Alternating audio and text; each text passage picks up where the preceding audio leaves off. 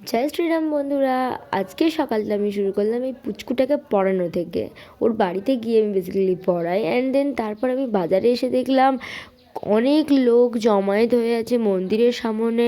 সেখানে হোমের জায়গা বা আলপনা দেওয়ার অনেক কিছু আয়োজন করা হচ্ছে পুজোর জন্য, জাস্ট বিকজ আজকের অযোধ্যায় রাম মন্দির প্রতিষ্ঠা হতে চলেছে। আর প্রধানমন্ত্রীর আহ্বানে আমরা সকলে আজকের দিওয়ালি সেলিব্রেট করব।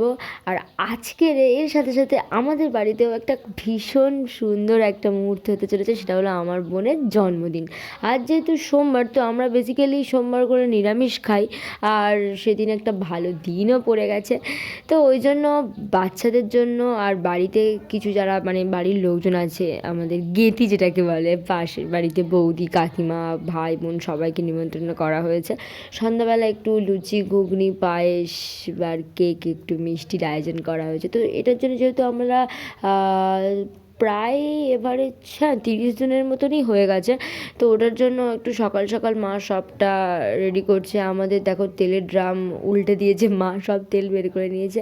আর আমিও একটু হেল্প করছিলাম মাকে, ওই আলুগুলো, খুকলির আলুগুলো একটু ধুয়ে ধুয়ে দিয়ে দিচ্ছিলাম। হ্যাঁ, তো সবাই মিলে একটুটা হেল্প করলে হয়। আর হ্যাঁ, রান্নি জেঠু আসবে ঠিক কথা, কিন্তু ওনাকে তো হাতে হাতে যোগান দিয়ে দিতে হবে না। আর এদিকে আমার বোন তো ভীষণ হ্যাপি, আর আমি না ওয়েট করছিলাম কখন মা পায়েসের উপকরণটা আনবে। দেখো, পায়েসে একটু বেশি করে দুধ না দিলে ভাল লাগে না, আর আমার এদিকে গুঁড়ো দুধ খেতে ভীষণ ভাল লাগে। মা আমাকে দিয়েছে ওগুলো গুছিয়ে বের করে আনার জন্য, আর এদিকে আমি একটু একটু করে সাবার করে দিয়েছি।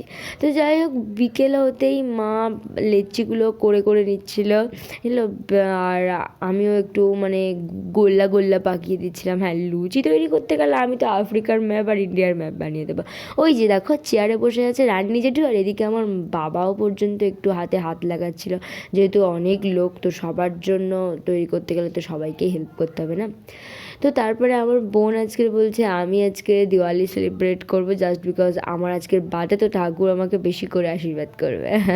তো তারপরে দেখো, যেসব বাচ্চাগুলো পড়তে এসেছিলো, ওই তো পড়া পুরো লাটে উঠে গেছে, ওরা তো ভীষণ হারে মজা করছিল, এগুলো এ করছিল। আমার তো খুব ভালো লাগছিলো, আর পুরো বাড়িটা না একেবারে চেঁচামেচিতে একেবারে করছিল। তো যাই হোক, তারপরে আমি বোনকে সাজিয়ে গুজিয়ে বসিয়ে নিয়ে ওর কেকটা সামনে সব মানে সাজাচ্ছিলাম, তারপর বাতি টাতি দিচ্ছিলাম। আর ও কেকটা দেখে এত হ্যাপি হয়েছে, কারণ এখন তো সমস্ত বাচ্চাদের বার্থডে সেলিব্রেট করে, মোটামুটি ও সবার বার্থডেতেই যায়। এবারে ওর যদি না বার্থডে হতো, বাচ্চা মানুষ, মন তো খারাপ হবেই। আর তারপর যখন গিফটগুলো পাচ্ছিল, ও হো, ওর যে কী আনন্দ জাস্ট বলার বাইরে। ও খালি গুনে যাচ্ছে, দিদি দেখ আমার এতগুলো চকলেট হয়েছে, এতগুলো টিফিন বক্স হয়েছে। অ্যান্ড দেন শুরু হলো বার্থডের সেই স্পেশাল মোমেন্টটা, যেটার জন্য আমার বোন এতক্ষণ ধরে হেভি হারে এক্সাইটেড ছিল। আর দেখতে পাচ্ছ কেকের পাশ থেকে একটা ছোট্ট মতো ক্রিম অলরেডি উধাও হয়ে গেছে, কারণ বাবা যখনই কেকটা এনেছে ও বলছে যে আমি একটুখানি কেকের স্টাইলটা দেখবো, মানে ডিজাইনটা দেখবো, দেখে আমি রেখে দেবো। ওই নাম করে টুক করে কখন যে ক্রিমটা তুলে নিয়েছে আমরা খেয়ালই করিনি। তো তারপরে সেলিব্রেশন হচ্ছিলো, তো সবাই ভীষণ মজা করছিল, হ্যাপি বার্থডে সং গাইছিল। তারপরে ও কেকটা কেটে নিয়ে সবার গালে গালে দেওয়ার ট্রাই করছিল, বাট পাশ থেকে ওই যে পুচকুটা আছে না, ও বললো আগে বাবা মাকে খাওয়াতে হয়, তো বাবা একটু কেক খেলো, দেন ওকে খাওয়ালো, তারপর সবাইকে ও একটু একটু করে দিচ্ছিল, দেন বাবা আবার একটু আশীর্বাদ করলো। হ্যাঁ, আর বাচ্চাগুলো ভাবছিল এটাই আর কি নিয়ম। আর আমার বোন এমন পাকা, সবাই ওকে আশীর্বাদ করছে, মানে আমি, মা আর বাবা মিলে যখন আশীর্বাদ করছিলাম, ও বলছে আমার গিফট কোথায়। মা বলছে এতগুলো লোকজনকে খাওয়ালাম, একটা খরচা হয় না? সে আর সেটাই তো তোর গিফট, তোর বার্থডে পালন করাটাই তো একটা গিফট না? বাট ওকে সেটা কে বোঝাবে। আর আমার সবথেকে ভালো লেগেছে এই কেক মাখামাখি ব্যাপারটা। আমিও মেখেছি, সেই সময় যেন আমিও ওদের ভিড়ে আমিও বাচ্চা হয়ে গেছি। ভীষণ ভীষণ ভীষণ মজা করেছি। আমি নিজের বার্থডেতে কতটা মজা করেছিলাম আমি জানি না। আমার লাস্ট বার্থডে হয়েছিল ওই 15 বছর পর্যন্ত, ওটাই ছিল লাস্ট হচ্ছে আমার বার্থডে সেলিব্রেট। আর আমার দিনে মনেই নেই যে আমি কতটা মজা করেছি, বাট ওর বার্থডেতে আমি ভীষণ মজা করেছি, ফাটিয়ে নিয়েছে। ড্যান্সের ভিডিওটা আর করিনি কারণ আনন্দটাই আগে। আর এদিকে দেখো আমি ওকে আশীর্বাদ করছি, আর তাড়াতাড়ি করে আশীর্বাদ করেই আমি ওখান থেকে কেটে পেরেছি, কারণ সবার সামনে ও যখনই গিফট চাইবে আমি একটা এম্বারেসিং ফিল করব, তো দরকার নেই। তো তারপর মা ওকে আশীর্বাদ করে কেক খাই, আমাদের বার্থডে সেলিব্রেট কমপ্লিট। তো যাই হোক, তারপর সবাইকে মা খেতে দিয়ে দিয়েছে, কারণ ঠান্ডার টাইম, বাচ্চারা তাড়াতাড়ি খেয়ে বাড়ি যায়, প্রত্যেকেরই তাড়া আছে। আর বিশ্বাস করো ঘুগনিটার যা সুন্দর স্মেল বেরোচ্ছিল না, আমি তো মানে ভিডিও করতে করতে বাবাকে বলছি, বাবা আমাকেও না একটু বাচ্চাদের সাথে দিয়ে দেবো, আমি লুচি ঘুগনি খেতে বসে যাই। তো বাবা বলছিল না ওরকমটা কিছু হবে না, এখন তোকেও একটু হেল্প করতে হবে। তো তারপরে আমি একটু পায়েসটা কাটিয়ে কাটিয়ে নিচ্ছিলাম, আর এই দেখো এদিকে এক হান্ডা লুচি হয়েছে। হ্যাঁ, ফুলকো ফুলকো লুচি, আমার তো ভীষণ ভালো লেগেছে। আর মানে আমি দেওয়া থেওয়া করার সময় বুঝতে পেরে গেছি আজকের খাওয়াটা পুরো সেই লেভেলের হতে চলেছে। তো যাই হোক, আমি সব বাচ্চাগুলোকে টুকটুক করে দিচ্ছিলাম। আর বললাম না মন্দিরের সামনে রাম মন্দির প্রতিষ্ঠার জন্য, আর এখানেও মানে সব জায়গাতে আর কি সমস্ত পঞ্চায়েতে এই অনুষ্ঠানটা হচ্ছে, সেখানেও অনেক বাচ্চারা গেছিলো দেখতে।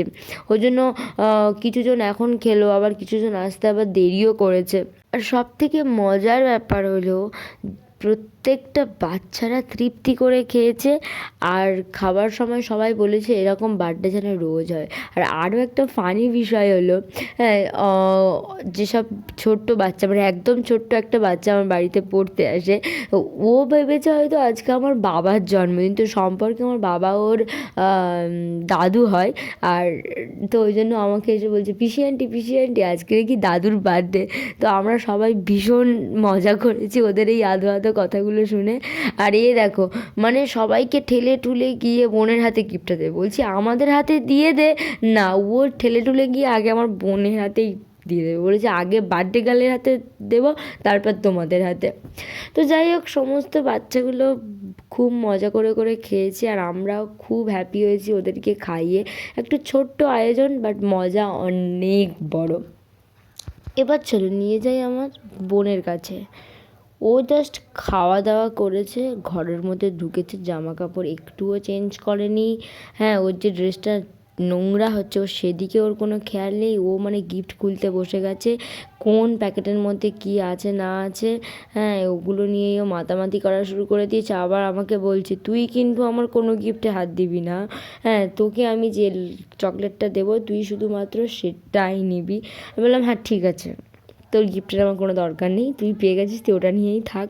আর ও গিফট পেয়েছিল বেশি ওই চকলেট, টিফিন বক্স আর পেন্সিল বক্স, এইগুলোই পেয়েছিল।